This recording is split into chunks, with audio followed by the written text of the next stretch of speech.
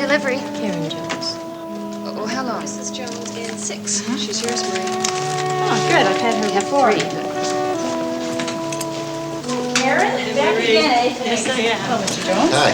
How close together are your contractions? About 4 minutes. Okay. How early? Okay, thanks. What's up? Not another section? We've already got 3. We have a young mother in early labor up in postpartum. They've been giving her Utapar all day, but they can't seem to stop her contractions, so she'll be down in a few minutes. How early? 32 weeks. Come on. No, that's it. There, the baby's coming down right here. We're just gonna make a little cut just to help the baby. Relax, that's it. That's it. Now. Come on. Push. There we go. Push. That's it. There, the baby, here he comes. That's it. Look, there's a beautiful baby boy.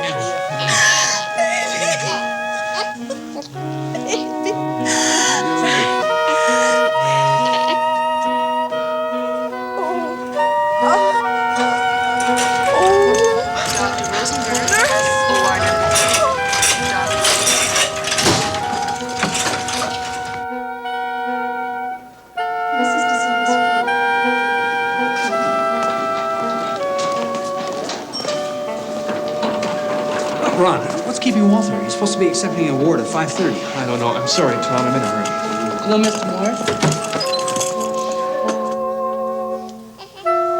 can either leave her here or out in the hall. Don't tie things up on the same ring. Karen, you had another beautiful baby boy. You get some sleep. We'll see you tomorrow. Thanks.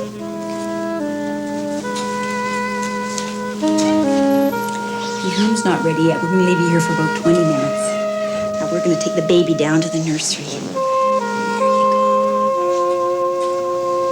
go. Beautiful. Now you get some rest. Marie, thank you. It's a girl. Oh, she's flat. Baby's flat. Sponge.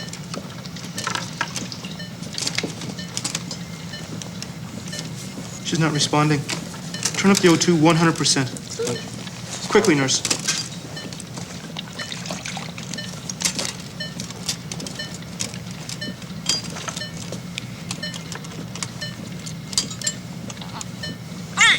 All right. Oh, congratulations, Doctor. Your baby's going to be all right. Oh, yeah.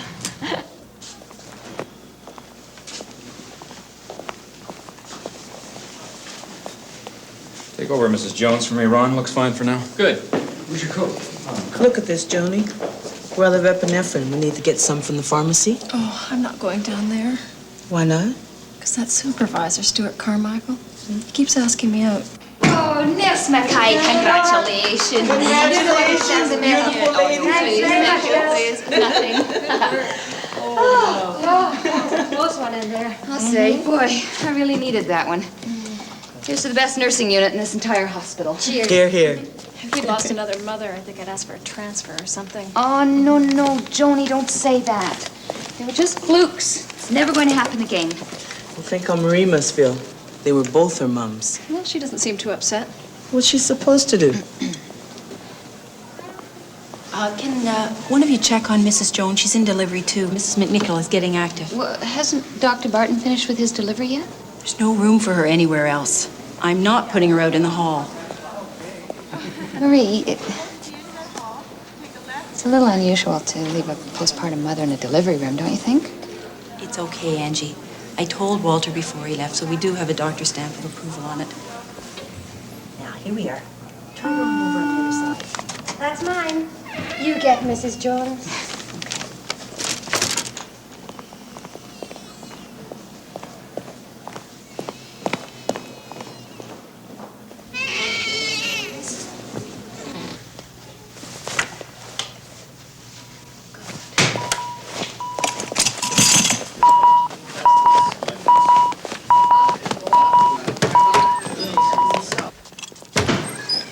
This lady's in bad trouble. Oh, my God. I'll get her some more pit. Get another IV. contract, you bastard. Come on, contract. I'll let the IV out full. Maybe she's still bleeding. I don't think she's breathing. Oh, I can't find a pulse. Call the code. And 1, 2, 3, 4. She said R5, and there's no pulse.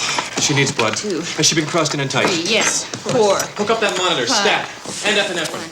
It looks like a good fit. Get her going. 3, 4. 100 volts. 1, 2, 3, Stat. 4, 5.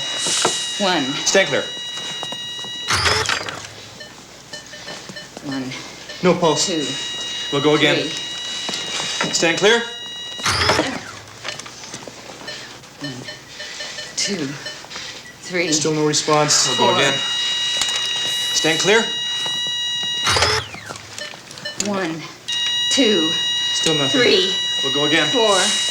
Stand clear. 1, 2, 3, 4, Nothing. 5.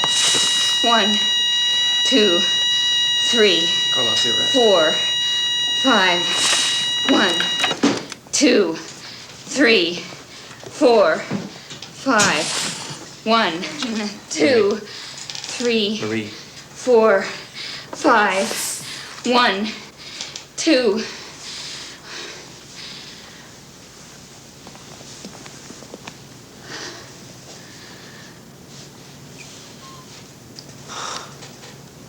This is the worst postpartum hemorrhage I've ever seen.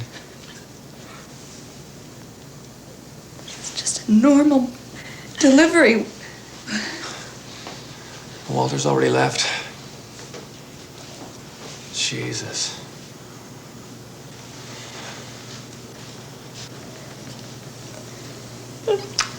My God, this is terrible.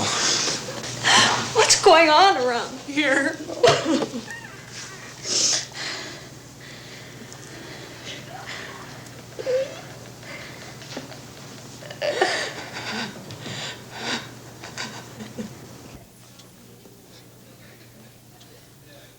How could this happen? What happened to her? Mr. Jones, Dr. Barton will be back tomorrow.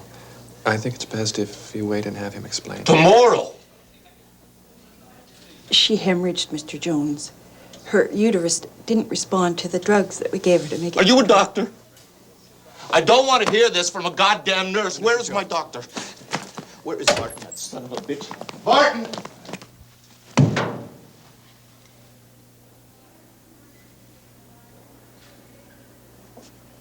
Don't believe this is happening. When we saved that baby today, I thought it was like an omen. Like things would get better now. I mean, how many mothers die in childbirth these days, anyhow? Probably only about 3 in the whole country in the last 10 years. Well, we defied the statistics this week. It's our fault. Got to her sooner. Stopped it. No. It's not our fault that Mrs. Jones hemorrhaged. It's not our fault there were no spare rooms to put her in. And it's not our fault she didn't respond to the pit we gave her.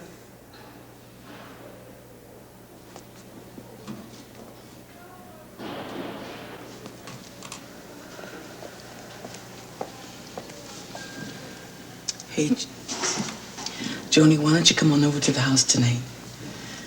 Billy's asleep by 8, and I don't think you should be alone. I can't tonight. Ron's coming over after shift. Dr. Huntington, delivery 1. Dr. Huntington.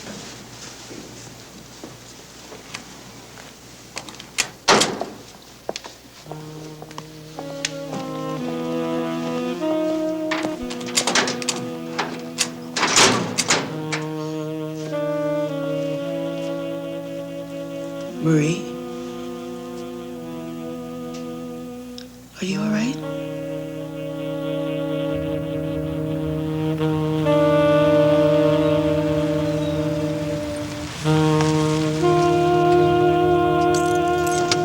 Carl, Just for tonight, don't go on about everything that's wrong with the world, okay? Anything else? Yes. Don't call him Papa Doc. He doesn't think it's funny. Look at this.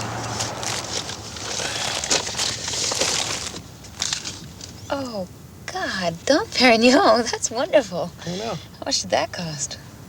$1 million, okay? Come on, cheer up. We got a reason to celebrate, don't we? Huh? Now. Ready? What? Yeah.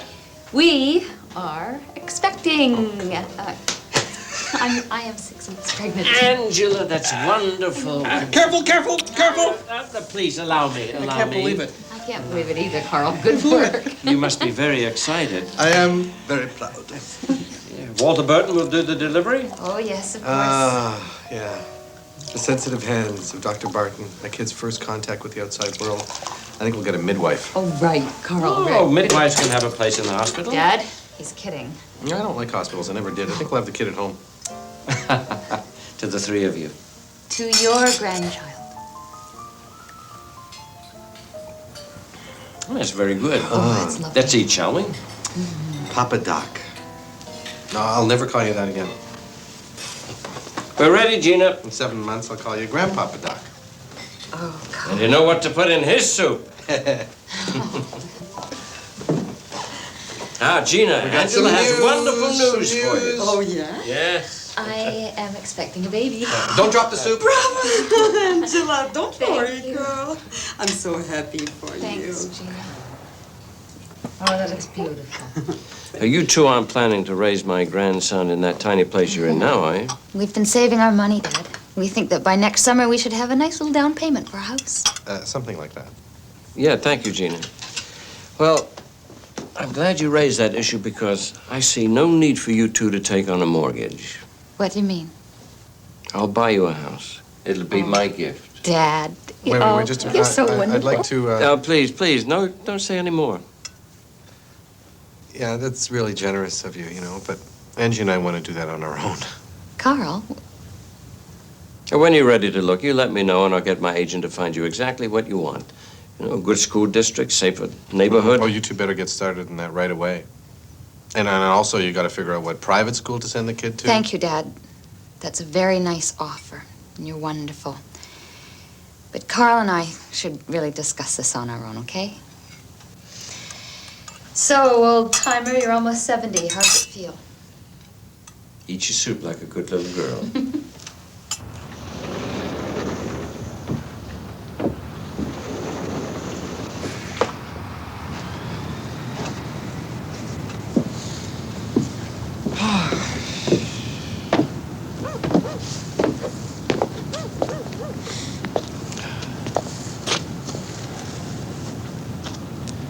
I wish your mother was still alive. She never thought she'd have a child, much less be a grandmother. Is it too cold? You want to go back in? No, it's nice out here. It's peaceful. Dad, something terrible has been happening at work. At the hospital? 3 mothers have died on our floor in the last 2 weeks. That's not possible. How? I don't know. Nobody knows. Were they high risk? No. They were normal, healthy mothers. One of them got an infection, and one of them died on the table right in the middle of a section. And then today, we had a postpartum hemorrhage. I'll have to talk to Walter. Talk to Walter about what? About babies. Talk to Walter about babies. Oh, he's the man. Honey, you're gonna freeze. I'm all right. Come on. Yeah, let's go in and we'll have some brandy. Good idea. Not her. No, you're 6 weeks. Carl and I will drink your share. Napoleon, sir. Of course, this is a night to celebrate.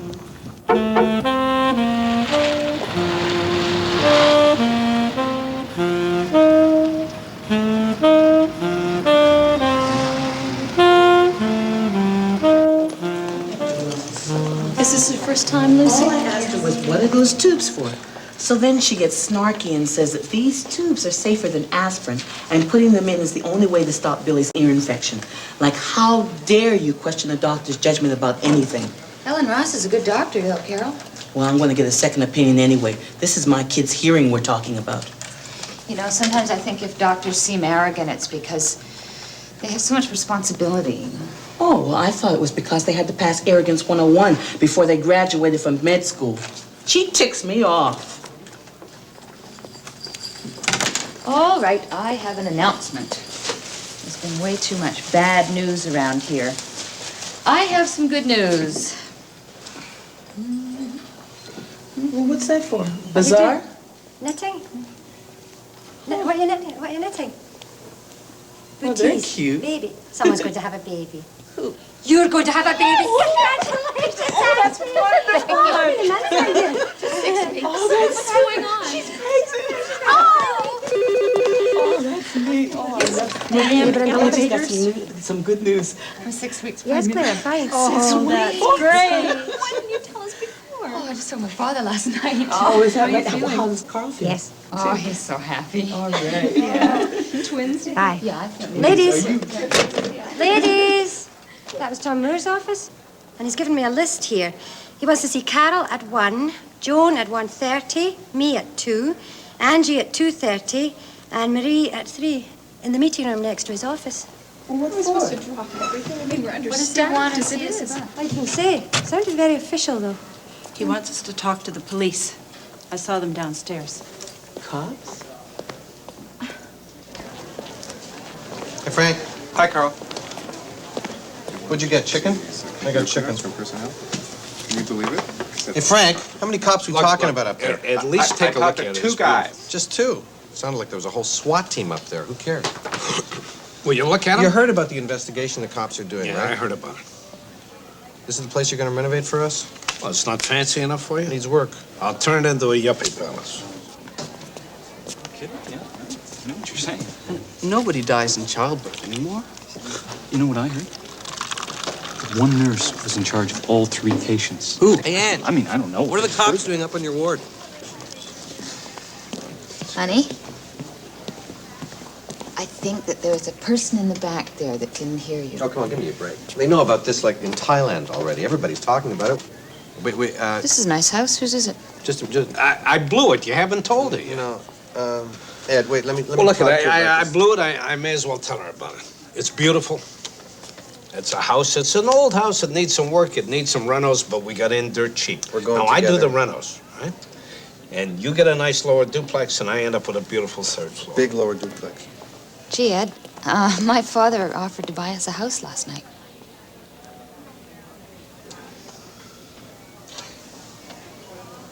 Offered. Nobody accepted anything yet. Nobody decided anything. Didn't decide anything. Why didn't you tell me this before, and I wouldn't have wasted the couple of weeks I spent working on the deal? I didn't know before. Well, thank you, Dr. Barton. I'll look forward to seeing you later on. Thank you very much. I'd like you to know, gentlemen. Walter, it's I'm 1 o'clock. Yeah, I'm pleased the coroner's proceeding with this so quickly. All right, Thank you. If there's anything else we can do. Walter. Thank you. Hello, Carol. Hello, Dr. Barton. Carol, this is Staff Sergeant Hansen. Carol. Hello. And Constable Gerber. They're with the Metro Police. This is Nurse Carol Myers. Thank you. Carol, why don't you just take a seat over there? We'd just like to ask you a few questions, that's all. Dr. Barton, call on line 3. Now, we've been through all the records, of course, but we just want to make sure that we've got everything straight. All right. Now, were you on duty the night that Mrs. Lynn died? No, that was my day off. And what about the second one, Mrs. Petruniak? Lucky again. I changed shifts with another nurse.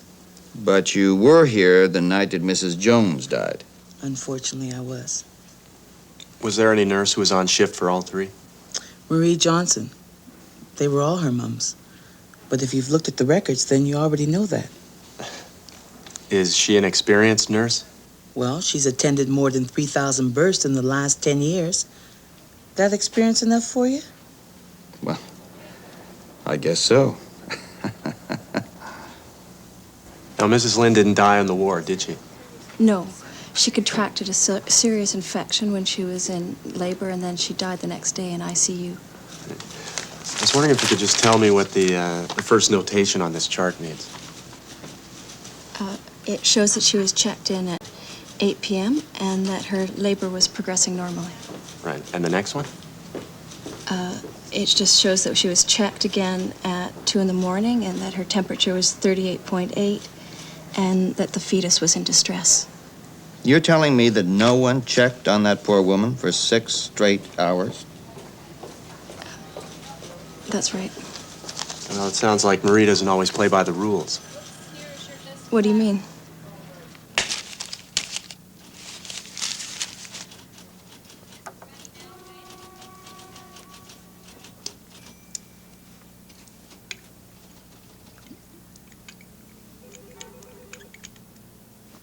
So you were in the OR when Mrs. Petruniak died. I was assisting the doctor with the section. And what happened? She went into anaphylactic shock. Sorry, anaphylactic what? It's an allergic reaction. But aren't you supposed to know if somebody's allergic to things? She was allergic to penicillin. Marie gave her a shot of gentamicin. And how has Marie reacted to these 3 deaths? I don't know. Like anyone would. How does Marie show it? She was upset. How should she show it? We don't have time to go into a corner and cry. You mean she didn't cry at all? No, she didn't.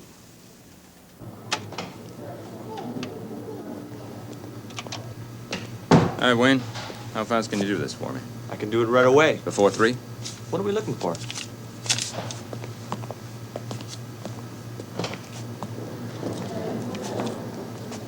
What's Barton doing down here? What's he doing, slumming?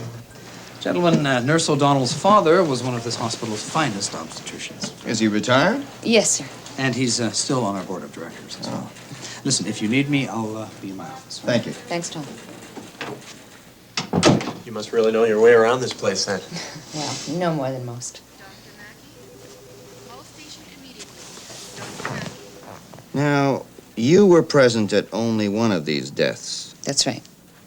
But Marie Johnson was present at all 3. Yes, sir. Well, how's she been holding up? Remarkably well, I think, under the circumstances. Now, the other nurses have been telling us that Marie's been having some problems lately. I wonder what you could tell us about that.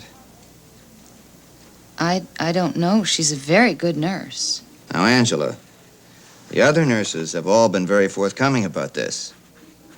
Now, we're hoping that because of your special relationship with the hospital, because of your father, that, well, you could give us a little bit more insight into the problems that Marie's been having.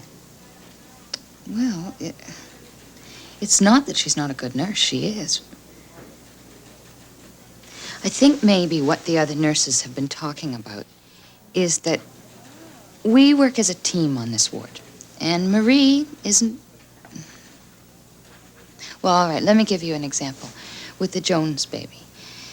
Marie left Mrs. Jones in the delivery room after her birth, which is completely against hospital policy.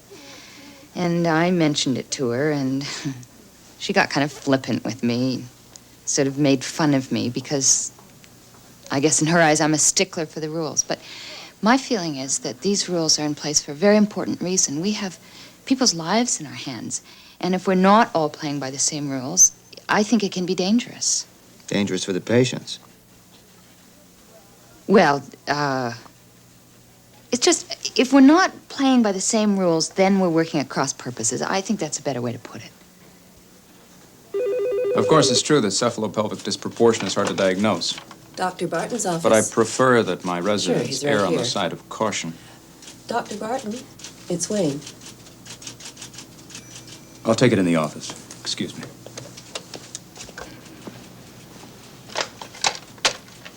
Yeah. Dr. Barton, I checked that drug you gave me earlier. It's definitely Utapar. Do you want me to write up a report and send it over?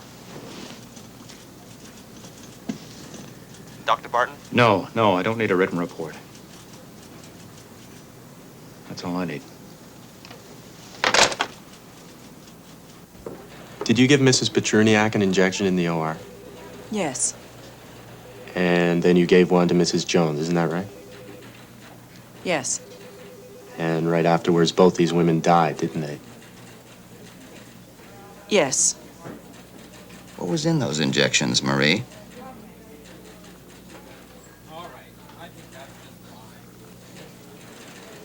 I think I want my lawyer. All we're doing is asking you a few simple, reasonable questions. I'm not speaking to you without my lawyer here. Excuse me.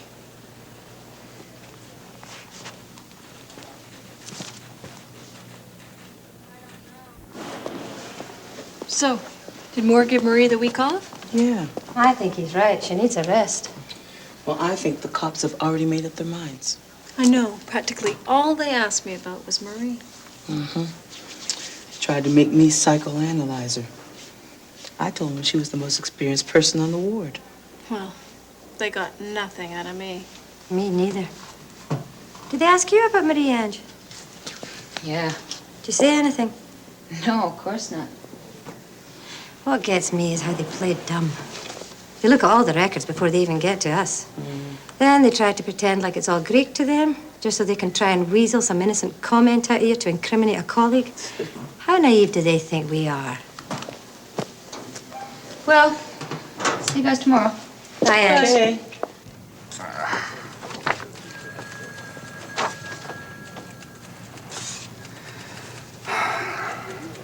Okay, what do we got? Okay. Number one, Marie Johnson was the last person to see Mrs. Lynn before she developed the infection that killed her. Now you're reaching. Okay, don't forget Mrs. Lynn, Mrs. Petruniak. Nurse Johnson was the last nurse to give her an injection of any kind, and she knew the woman was allergic to penicillin. Keep talking. Okay, number three is the clincher. Mrs. Jones died of a massive, unprescribed dose of Udipar, and Johnson was the only nurse that could have given it to her. And that's a drug that they give women in premature labor to keep the uterus from contracting. Right. And if the uterus doesn't contract after you have the kid, you can have a hemorrhage and die. It's still so full of holes you could drive a Mack truck through it. Come on, Bernie, look, what did you tell me when I started? Think dirty, and 90% of the time you'll be right. Why wouldn't she talk to us? Why did she demand to speak to a lawyer? Look at her background. She had a terrible marriage. She left her career to try and have children and couldn't. And then her husband runs off about 10 years later with some young chickie. Marie Johnson is the only nurse who was there for all three deaths. She's the only nurse who wouldn't talk to us and the only nurse who demanded to speak to a lawyer first.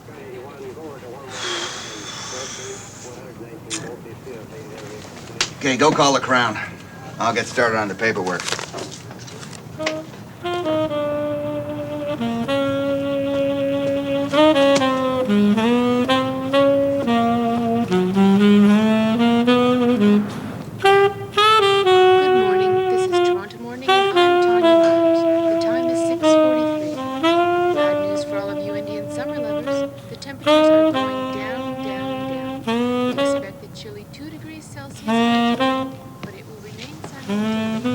Time to get up. Yes. I can't get up. Look, fresh roasted coffee.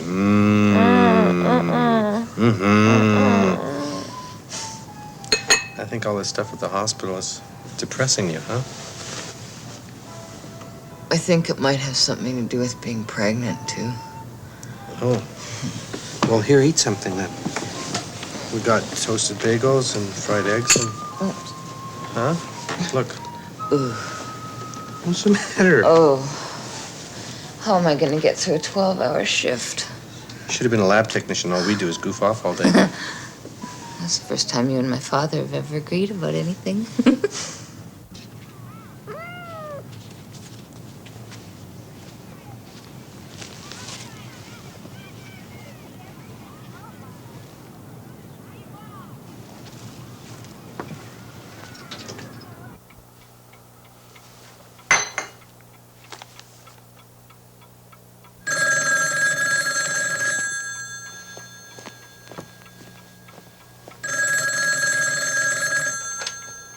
Hello? Speaking. This morning? Very well. Fine.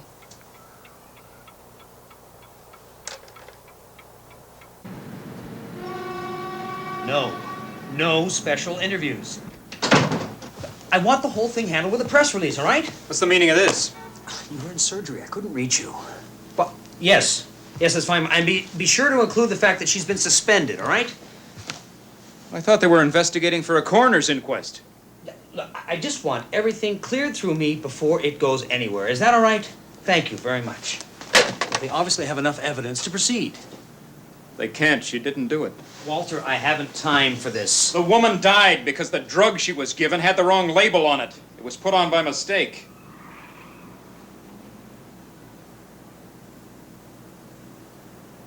Oh, God. The trainee got the ampules mixed up when the regular pharmacist was off sick.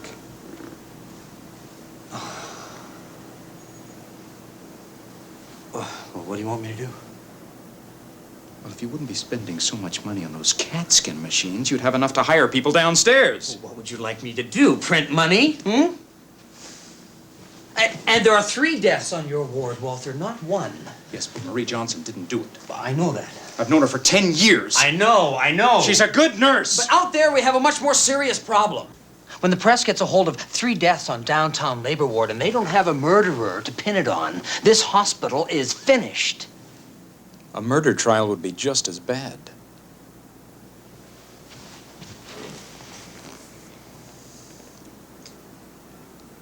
An inquest would be much safer. That'd be ideal. Of course, now it's too late. Maybe not. They can't possibly have a case against her. What are you doing? Susan, it's Walter. Could you give me Charles Browning's home number? It's on my desk. Attorney General? Good morning, Constable Allan. Go in through the front entrance of the jail with this lot. Repeat, front entrance. 3.31, are you calling headquarters? I can't copy you.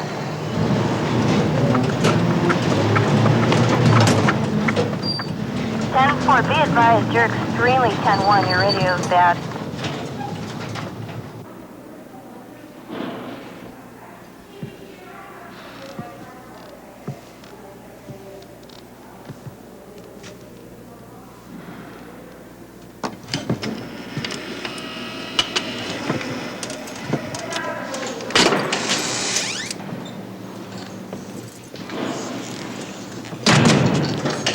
Who are you? I'm John Fisher. I'm a criminal lawyer. I'm sorry.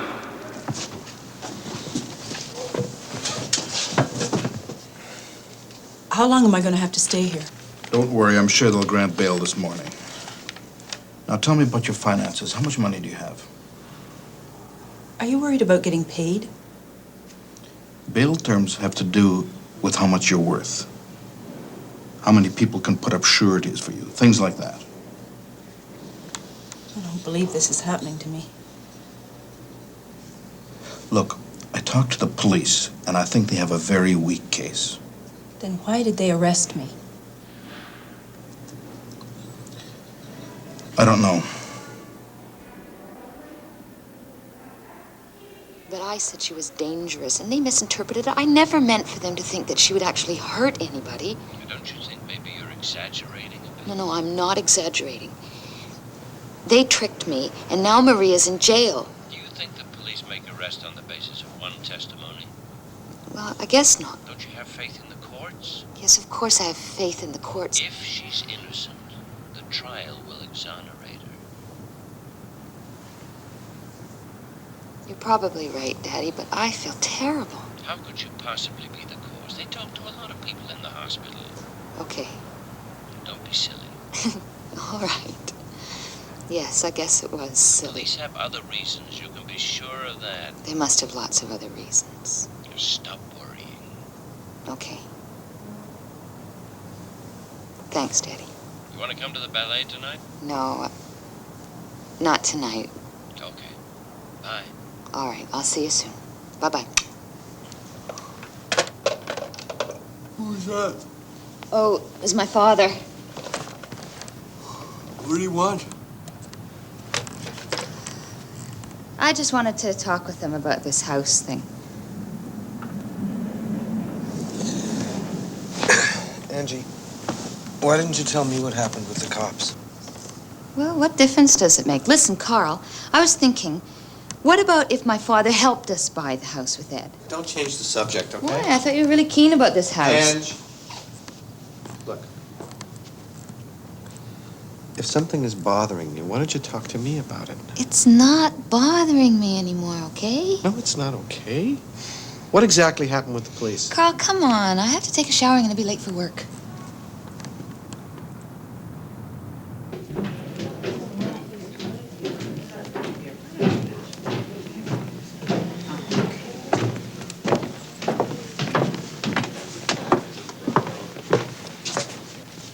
Page 3, number 14, Marie Johnson.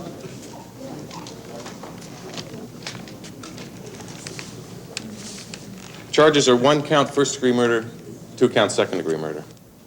Mm-hmm. The Crown intends to stay the charges, Your Honor. I beg your pardon. We intend to stay the charges, Your Honor. Your Honor, may I request that my friend place the reasons for this action on the record?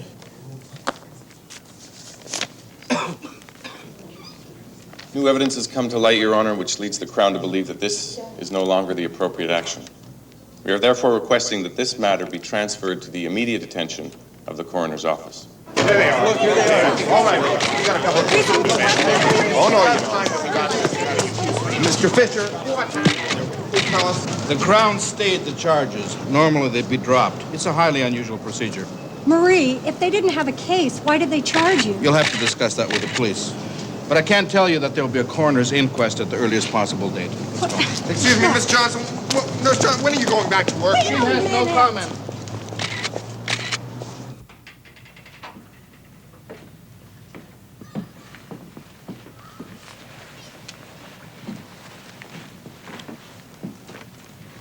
Are you going to be okay here alone? Oh, yes, of course. I'm used to it. Are you sure you don't want me to come in and sit with you for a while? I have to do something. I have to take a shower. I feel so... I've never been so humiliated in my life. Well, it's all over now. You should try and get some rest. Have you ever been in there, Mr. Fisher? Have you ever been treated like a criminal?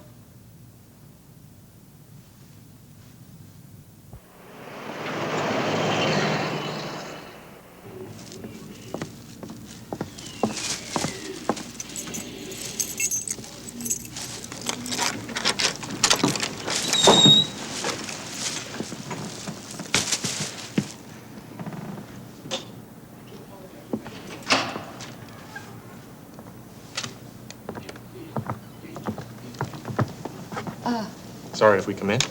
Oh, sure. We just wanted to ask you a few more questions. Were you with Marie Johnson when she gave Karen Jones that injection? Marie has been released, hasn't she? I thought this case had been thrown out of court. No. The prosecution was stayed, that's all. We've got a year to lay the charges again. In the meantime, we're working for the coroner. Now, getting back to Mrs. Jones, didn't you realize that this woman wasn't reacting normally? You know, my father would say that there's really no such thing as a normal childbirth. Come on, Angela. We know that you and Marie were fighting. Perhaps you suspected that she was up to something yourself. We had a disagreement, but it had nothing to do with this. Listen, you were very helpful last time. You told us that Marie was guilty. What? I told you what? You told us she was dangerous. Don't try and change your story now. No, that's not what I meant, and I was very Come on, clear Angela. about... It's right here in black and white. She was dangerous to the patients, and that's why we write these things down, you see, so people like you can't change their story later on. Why are you trying to protect her now? I think that I would like to speak with my father.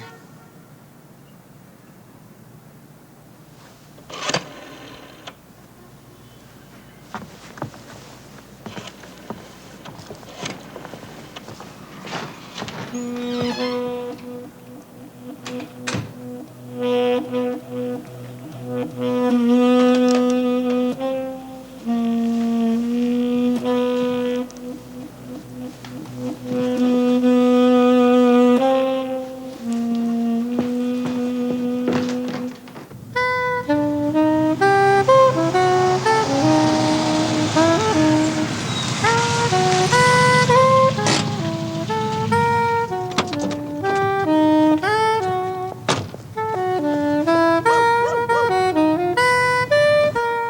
doing the right thing. That's what counts.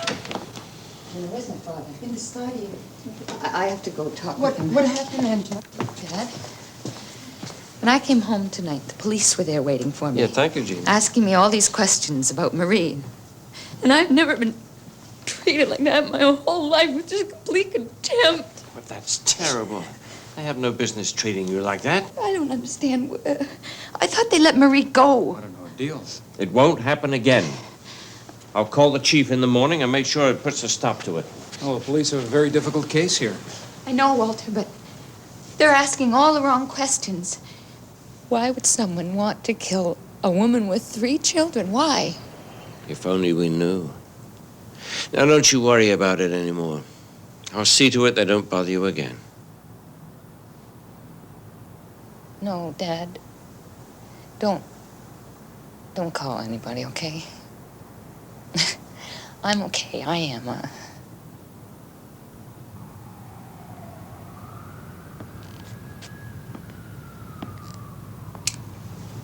Oh, honey, I'm sorry. I didn't know that you were here. It's all right.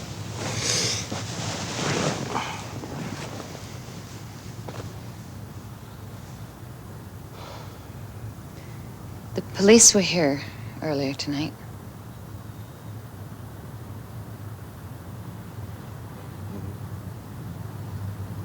They were asking me all these questions about Marie. Carl, I'm scared. I don't know what is going on at the hospital.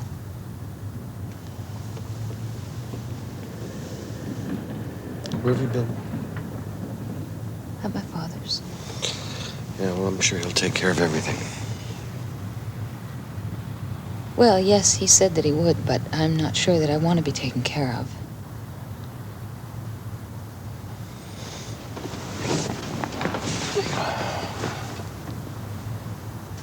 All right, I'm listening. There's something very wrong at the hospital. And the police are so convinced that it's all Marie's doing. They're never going to find out what's really going wrong. Well, there's so much wrong there they could investigate till doomsday and they'd never come to That's the it, end. Carl. That's it.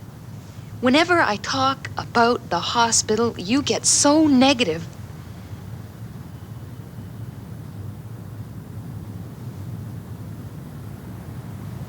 Do I do that?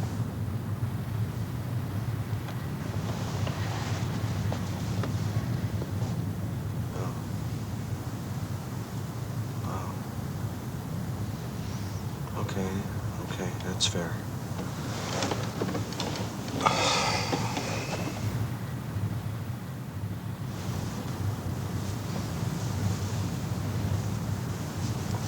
So, talk.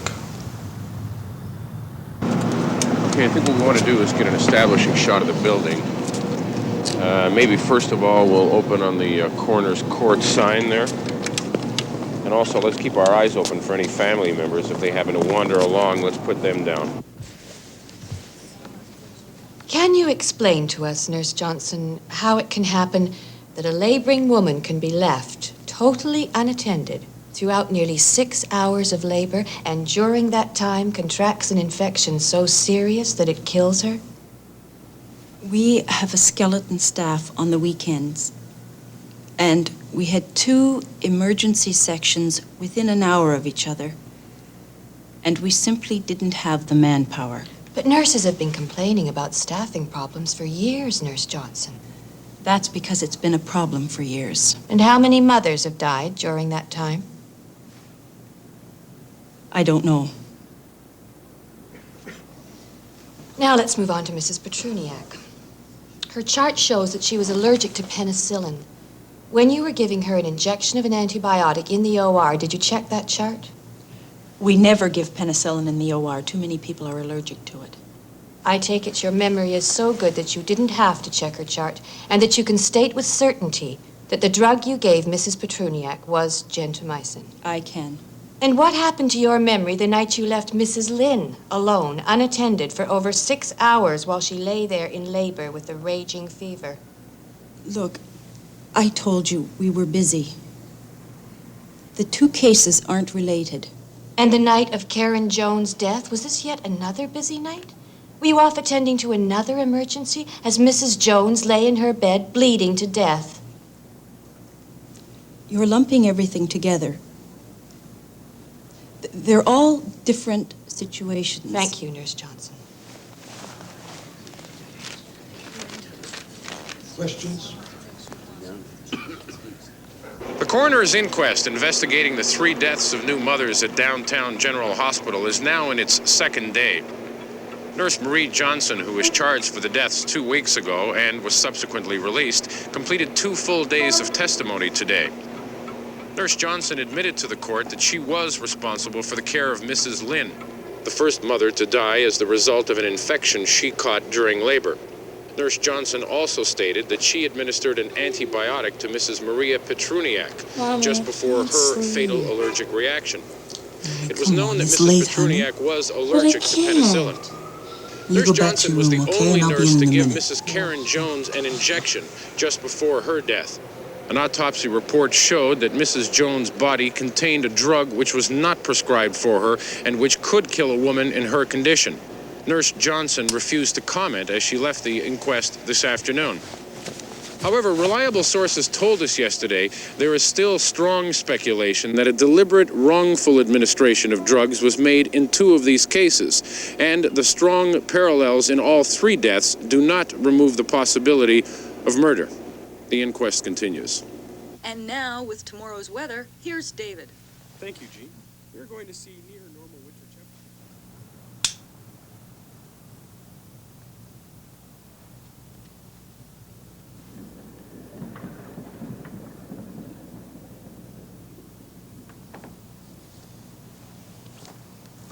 It's 1:30 in the morning. Come to bed. I'll be there in a minute, hon. Ange, it's not an exam. It's a coroner's inquest. They just want to know what happened. You should have seen what they did to Marie, Carl. It was terrifying.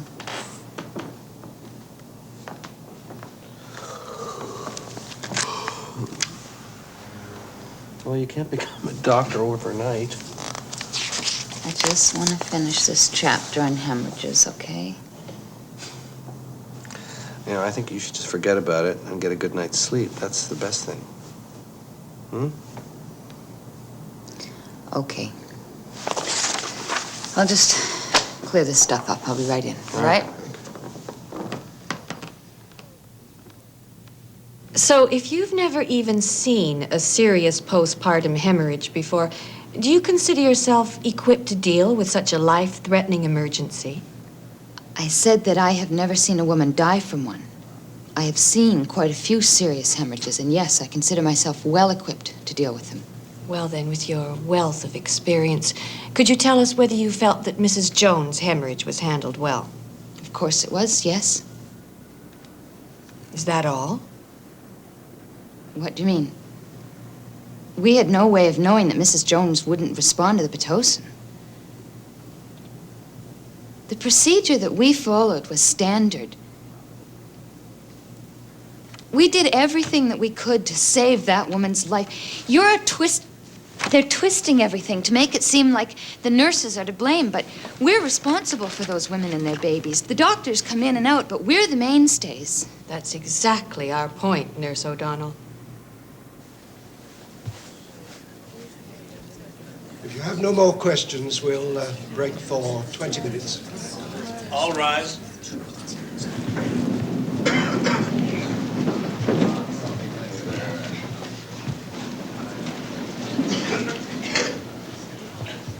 Listen, Angie, you gotta forget about it. Angie, you did gotta the stop best you worrying could. about what I happened mean, to you on the just, stand. Just let it be. I mean, this whole hospital is a mess anyway.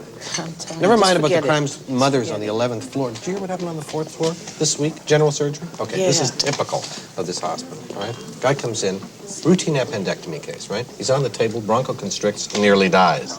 That is this hospital. Yeah, and I heard about that. So now they think it's a conspiracy between the nurses on the 4th floor and on the 11th, right? No, probably. Ed, what are you so depressed about? You've been this way for a month now. Come on, guys, I know who did the murder, all right? Oh? Yeah, it is a transsexual, psychopathically jealous of pregnant women. Tom Moore. What? Seriously. I'm serious. There's an internal investigation going on about the appendectomy case. Something about a preservative. What?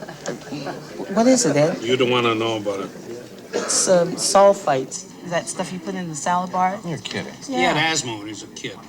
Asthmatics are particularly sensitive to They put sulfites in drugs? it. Oh, lots of them. You'd be surprised at the junk they put into medicine besides medicine. If you really want to talk about a malevolent substance, you should order a piece of this pie.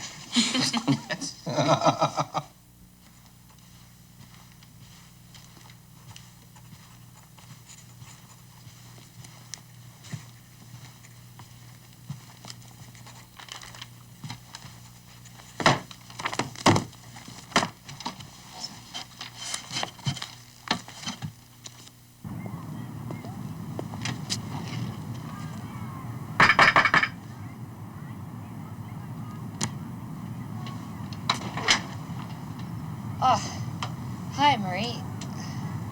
Hello. I've been doing some research, and I was wondering if we could talk,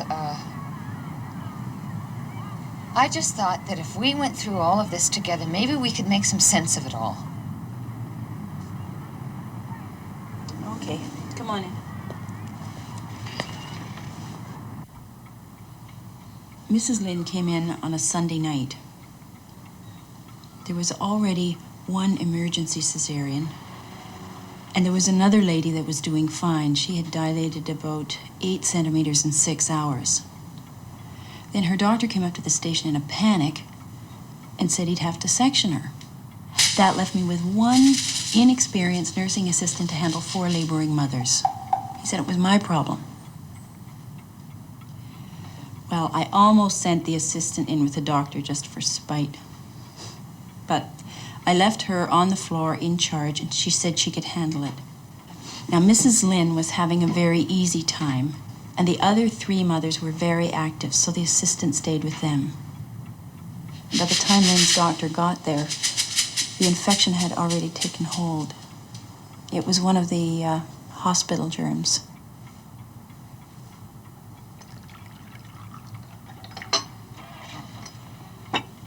What about Mrs. Petruniak?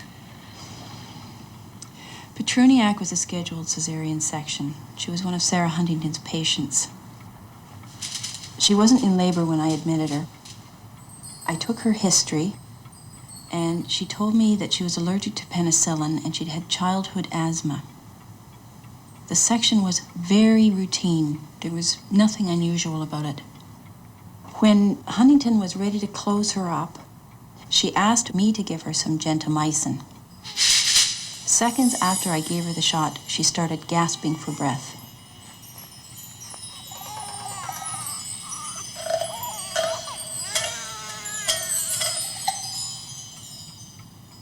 They worked on her for more than an hour.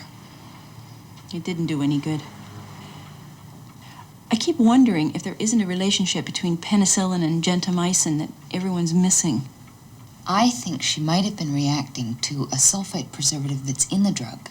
Only the drug companies know which preservative is in which drug. The doctors don't know. Not even the pharmacists know. They use sulfites in gentamicin? Well, I'm not sure. I know that they do use it in a lot of injectable drugs. Anything about Mrs. Jones?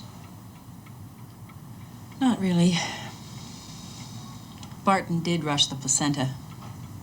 It was coming out fine on its own, but I think he was afraid he was going to be late for his award. You're kidding. That can start a hemorrhage. Well, that's why he put her on PET. He didn't help matters, but it was the Utapar that killed her. Oh, I think you should have brought that up at the inquest. I didn't want to. Why? Your whole career is at stake here. That wouldn't make any difference.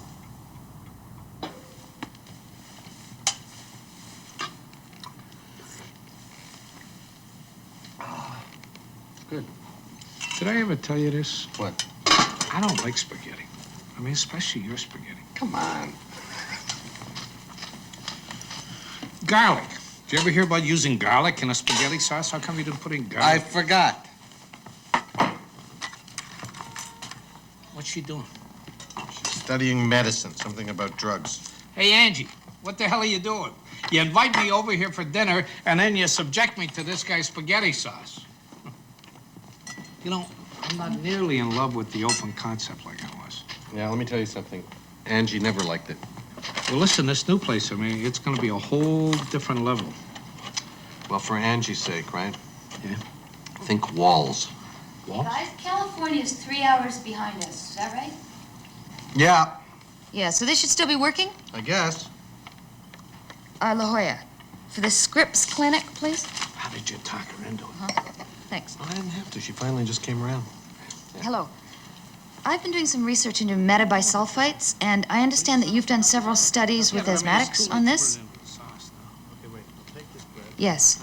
What I was wondering is, which drugs use sulfites as preservatives? Slice the bread this way, nice, thick, You do? never mind the half a There's a loaf list? stuff. Yeah. You got another loaf? What's you put a wrong little with bit of this? butter on Send it, that to you me. put some nice sprinkling of garlic. Fresh You put it on- garlic I got. Yeah, but you can't. First, could you just look down the list and tell me if you find gentamicin on it? Yeah. Garlic salt is food. Hey, Some Carl. garlic- Listen. It is? It is. Then you can put pasta. Yeah, send it to me. Okay. God, I'm a genius. You're married to a genius, Carl. Guess what I just figured out? Guess what? What? Gentamicin has sulfites in it Why does that make her happy? because Mrs. Petruniak was an asthmatic. Yeah. Therefore, sulfites killed Mrs. Petruniak. Get it? Right. And I figured it out. Oh, I can't wait to phone Marie. I already know how Mrs. Lynn died. That means there's only one death that I can't explain. Geez, you're making a real detective novel out of this, aren't Yeah, you? well, I feel like a detective. Look what I figured out already. Now, why would anyone give Mrs. Jones Utapar? Because they hated her guts. Hold on, who said that anybody gave anything to anybody? I mean, look at yourself. She's out in the other room. She's making long-distance phone calls to California. That kind of thing, hold on, that kind of thing costs money, okay? It really costs money. I mean, who's say that you did anything like that?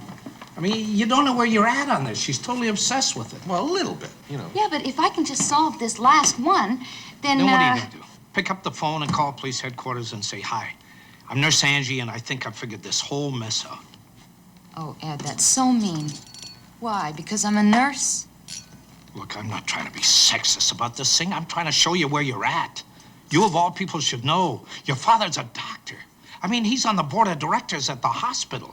Okay, that's a bureaucracy, and it's a corrupt bureaucracy. You can't walk in with your little bag of clues and expect to make a dent in the hospital.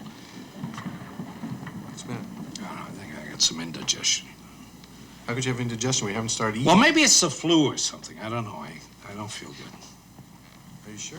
Look, I'm sorry for being rude, but I don't think I'll be able to stay for dinner. Listen. Let me give you a ride home. No, it's okay. I'll take a walk. A bit of fresh air will do me some good. Take care of yourself. I'll see you at work.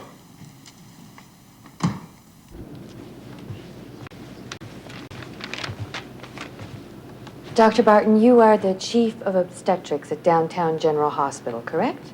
Yes. Now, Doctor, proceeding to the case of Karen Jones, did you know that she was going to hemorrhage after she gave birth? With all due respect, you obviously don't know anything about childbirth, Miss Riddell. Sorry, Doctor. Go on. In Mrs. Jones's case, there was some risk of postpartum complications because her labor was a long one and her child was large. I reviewed these risks, and my judgment of the case was that she was at some small risk of developing a postpartum hemorrhage, which is why I prescribed prophylactic syntocinon. But let me make this very clear.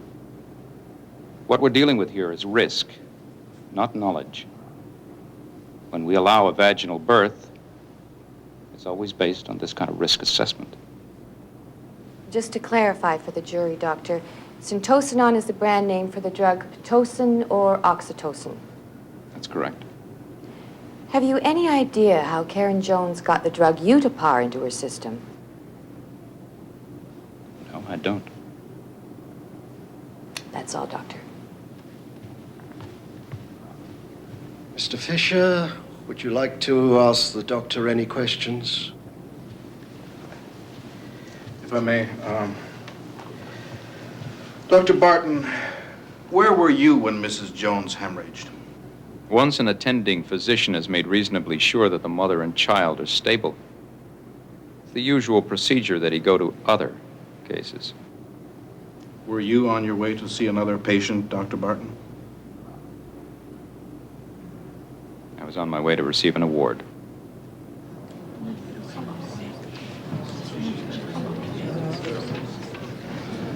Thank you, Dr. Barton. Thank you, Dr. Barton. I hope you haven't kept any anxious babies waiting.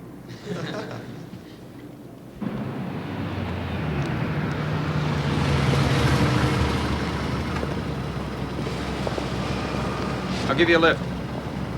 Where are you going? To the subway. Come on, get in. There's no sense in getting cold. Come on.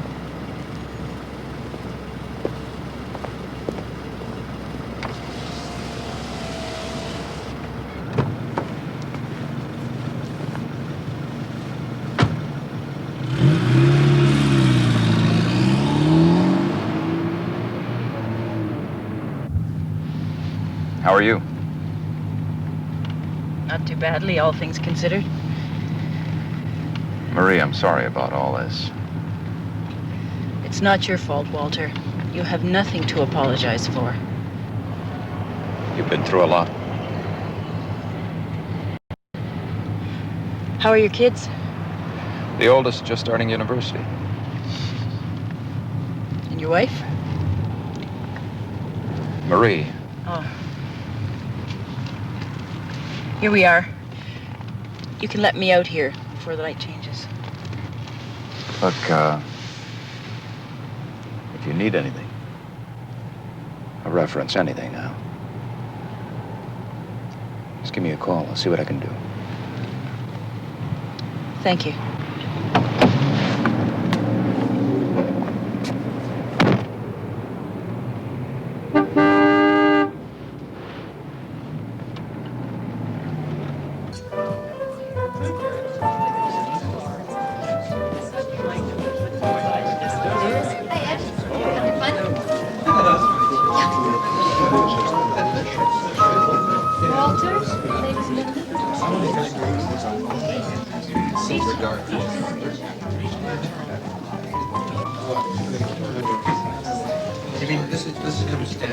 Mary and Joyce, how are you? Good, enjoying yourselves? Yes, very much. Good. I'm not gonna have anything. Okay. Do you mind me asking just how much it costs? Okay. Excuse me? 103,000. Uncle Charlie, how are we doing? Oh, you look gorgeous. Thank you. What have you got here? No, not for me, thanks. Not for you, Carl? How you doing? We're I'm watching. fine, how are you? All right. I'm fine. Good. He wants me to buy a Rolls Royce. Good idea. I'm fine. Ah, ladies and gentlemen. Are you enjoying yourself? Wow. Tom? The fruits of our labor. How are you? Wait until you see the cake. Yes.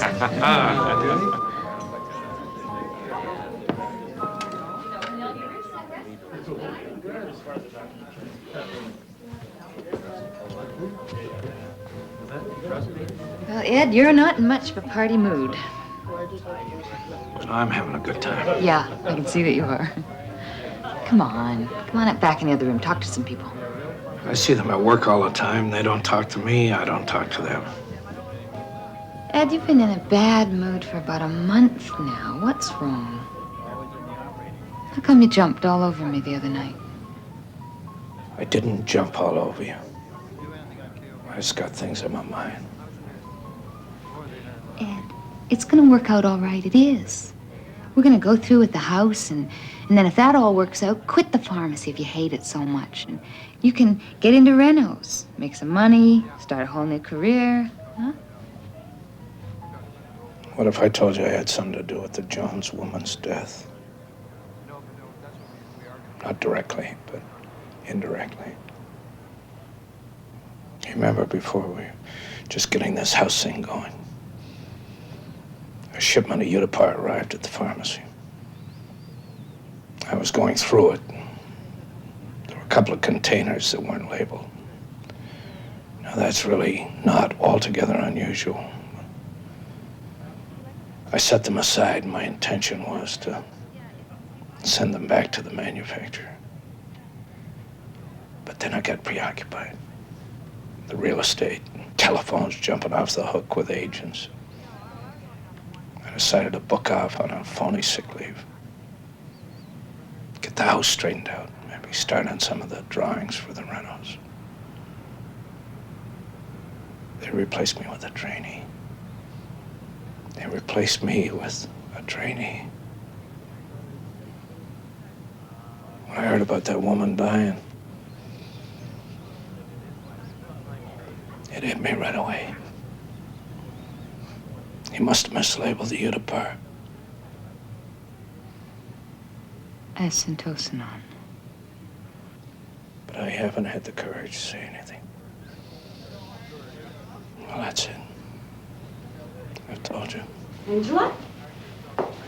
The candles are already lit. Let's go. Come along, Ed. Come. Come on. Come, Ed.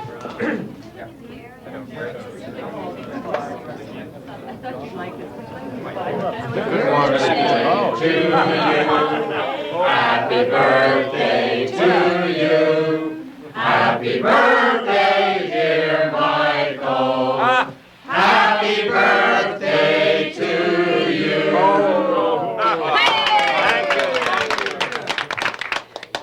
I can't blow out all those candles by myself. Come along, Angela, give me a hand. Give me a mouth. Are you ready? Go.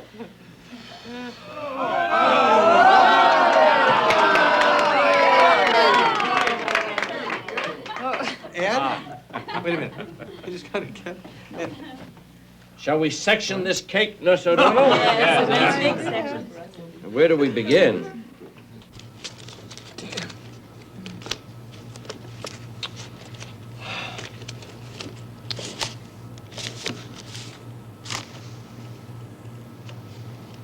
Okay. I knew he was down here. Barton. Syntocinon or Utapar. And look at the date, the day after Mrs. Jones died. Son of a bitch. I'm gonna go to Fisher. Wait a minute. What are you gonna tell him? Everything. You're not gonna mention Ed's name, right? This is all we need. This tells me nothing. He could have taken an ampule of Utapar from anywhere, poured it into an unmarked tube for testing. Without proof that there was actually a mistake made in the labeling, we're still left with murder. And Marie's still the suspect. Well, I can try to persuade him. You can't go this far, Angela, without telling me who made the mistake. Your friend has nothing to fear. He didn't commit a crime. If this is too difficult for you, just give me his name and I'll talk to him. No. Look, don't do anything until tomorrow and I'll talk with him. I'll persuade him to testify. I promise. Who is he? Just give me his name. Told him who else? I'm her husband. I'm your best friend. Of course you told me. Yeah, friends you can trust her, so I'm led to believe. It's all gonna come out anyway, Ed. Marie's lawyer says the No, Angie, I think it's important that he understands what's at stake here. It is, but let me try to explain, all right? What does Marie's lawyer know about this? About Barton. If you just listen to what we have to say. Look, I got some work to do. And if you don't mind, I'd like to finish it. We are trying to help you because what Barton was covering up, that's going to come out. That means the mix-up is going to get traced right back This pharmacy. Well, just at least tell us who the trainee was. No. Ed, you've got to come forward voluntarily now. I don't have to do anything. You have to let him decide what he has to do. Just tell me how I can help you, okay? You can help me by forgetting all about this. Oh, right. And let all the nurses get blamed, huh? Because we are, every day in the courts and in the news. Marie's already been suspended. What if she goes to prison? I'm not going to let that happen. Did you tell Marie's lawyer about me? Of course not. That's why we're talking to you now. All right, you've talked. Now, why don't you leave? I gave the lawyer your name. If you don't testify, he'll subpoena you. What are you talking about? Without him, there's no case. I didn't have any choice. You can't just go around deciding what other people are going to do. Yes, I can. And I did. All right. I'll come forward. I'll help you out. I'll tell him I was half cut at a party and everybody was theorizing about what happened. So I came up with my own cockeyed theory on the matter, which I can't quite remember the substance of. And if that'll help you, I'll be glad to do that. Now, if you don't mind, I got a report that I'm gonna hand in.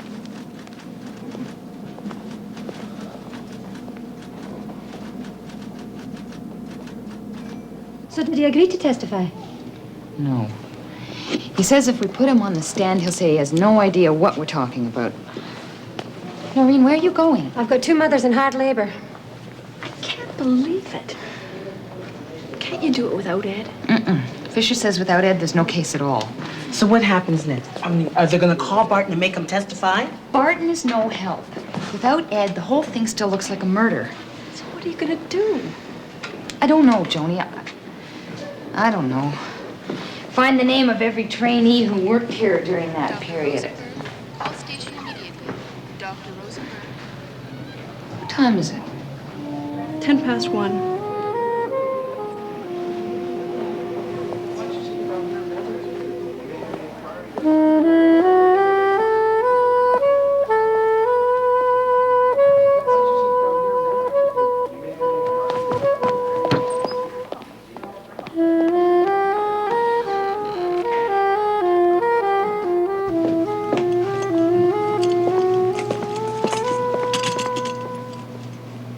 What can I do for you, Angela? I know what you've done. Pardon? I know all about it. Keep your voice down. You perjured yourself. I know what you've been going through. I didn't want this to happen. Least of all to Marie. But doctors can't function unless their patients believe in them. I know you understand that because I see you do your job. Oh, you're going to have a hard time getting people to believe in you once they revoke your license. Angie. I think you should talk to your father. What has my father got to do with this?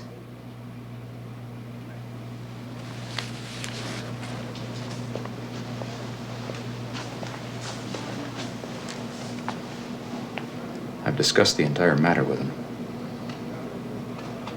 He's given us his full and complete support.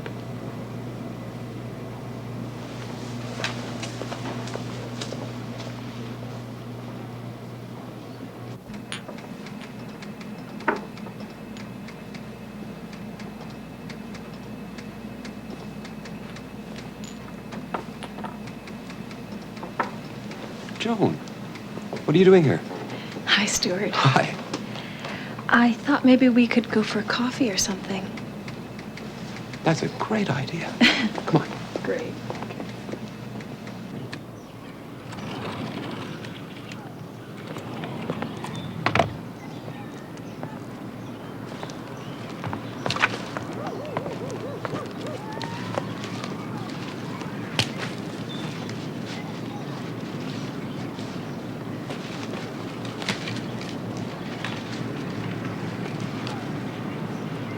Dad, I have to talk with you.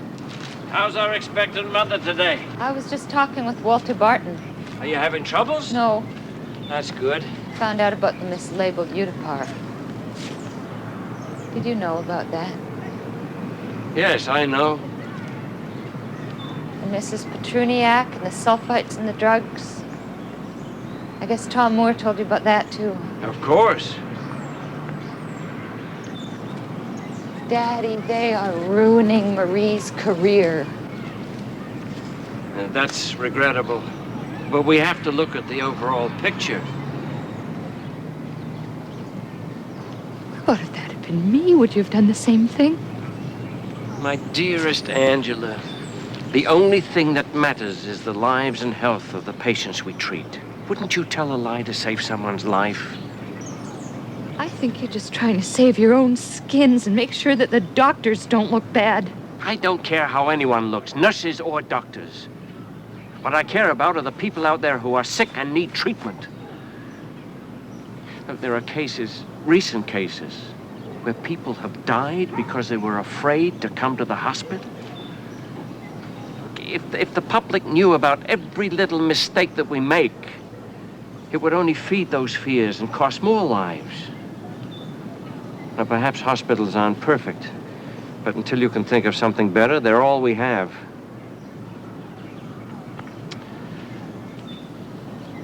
Now, let's go in and have some tea.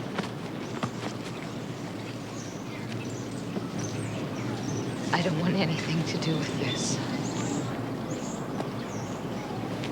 Angela?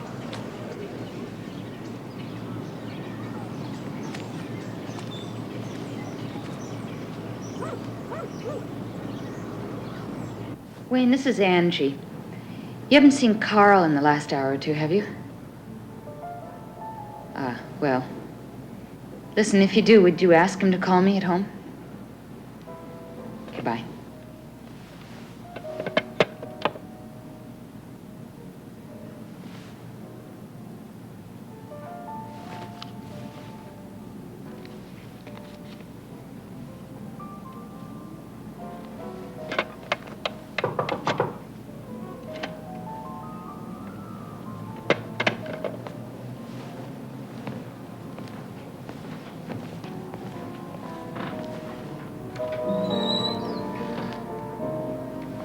Angie, thank God you're here. I've been calling all evening.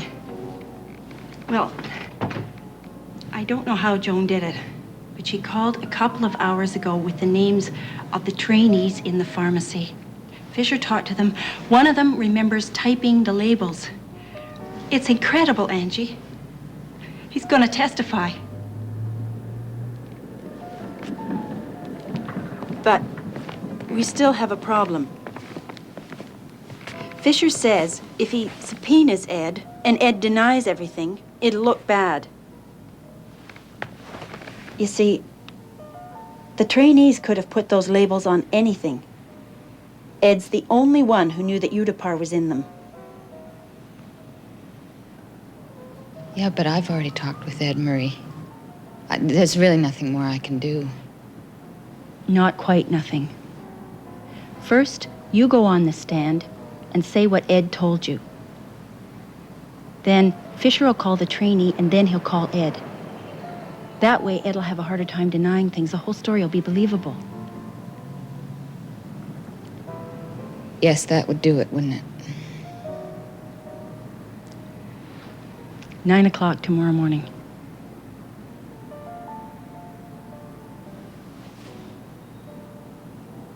Are you okay?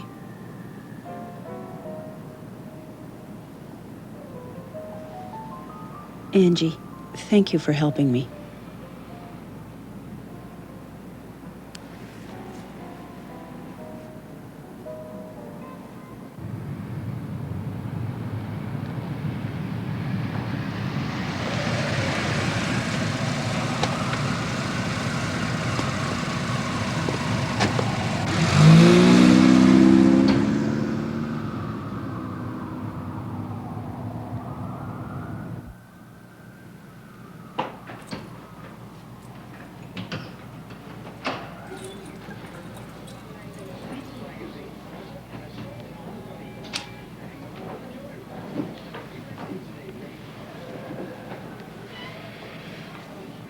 Did you talk with Ed?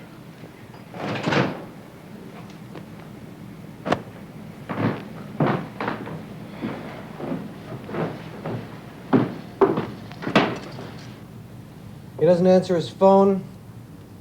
He's not home. I don't know where he is.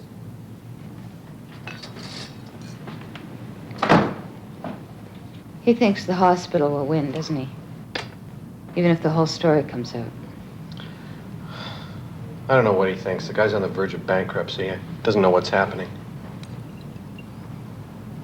He sure doesn't know what you're gonna do. What are you gonna do, by the way? They found the trainee that mislabeled the ampules. Fisher wants me to take the stand no matter what Ed says.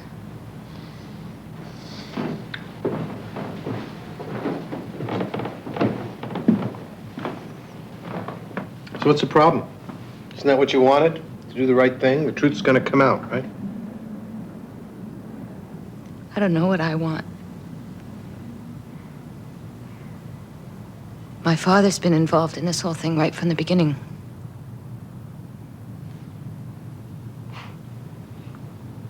Jesus Christ.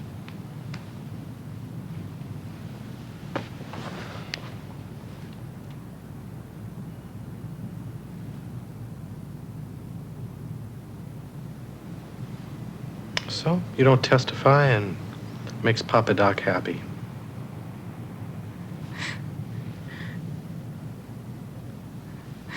Oh, Carl, I feel just terrible. I didn't mean for all this to happen to Ed. I just wish I could go off to some little island somewhere and just pull the covers over my head. I don't know what to do.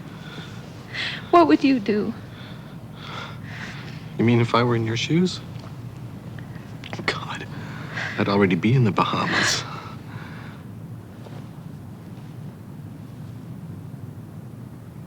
Ange, look, I've been making jokes about those guys all my life, but when it comes to doing something, I just never expected it to get this messy. Couldn't we just have our baby and forget about it all?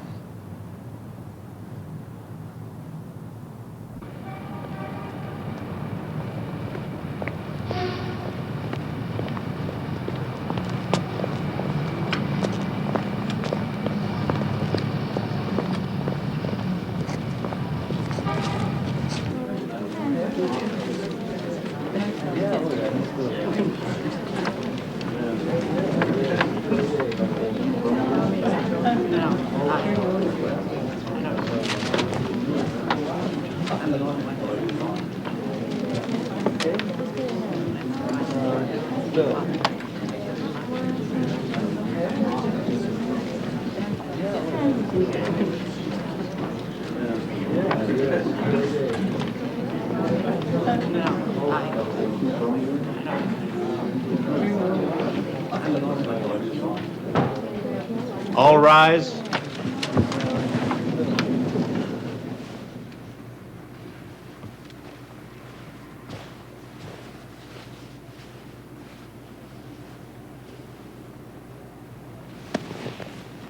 This inquest is now in session. Please be seated.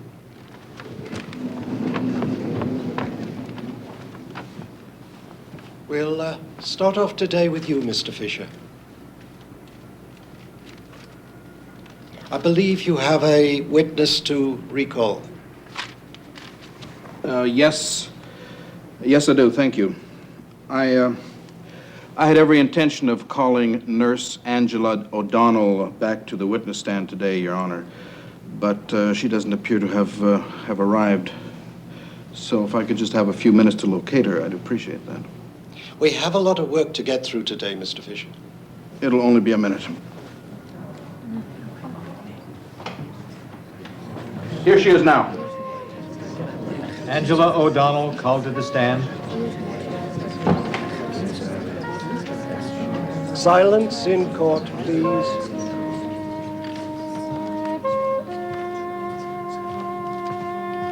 There were startling revelations today at the coroner's inquest investigating the deaths of mothers at downtown General Hospital. Nurse Angela O'Donnell, in dramatic recall testimony, accused the hospital of engineering a cover-up. She alleged that Karen Jones, the last mother to die, was administered a fatal dose of Utapar because of a labeling error in the hospital pharmacy. She claims that both doctors and administrators were aware of this mix-up, but suppressed the information. Evidence connecting the other 2 deaths to hospital error was also disclosed. Tom Moore, the hospital's chief administrator, was not available for comment.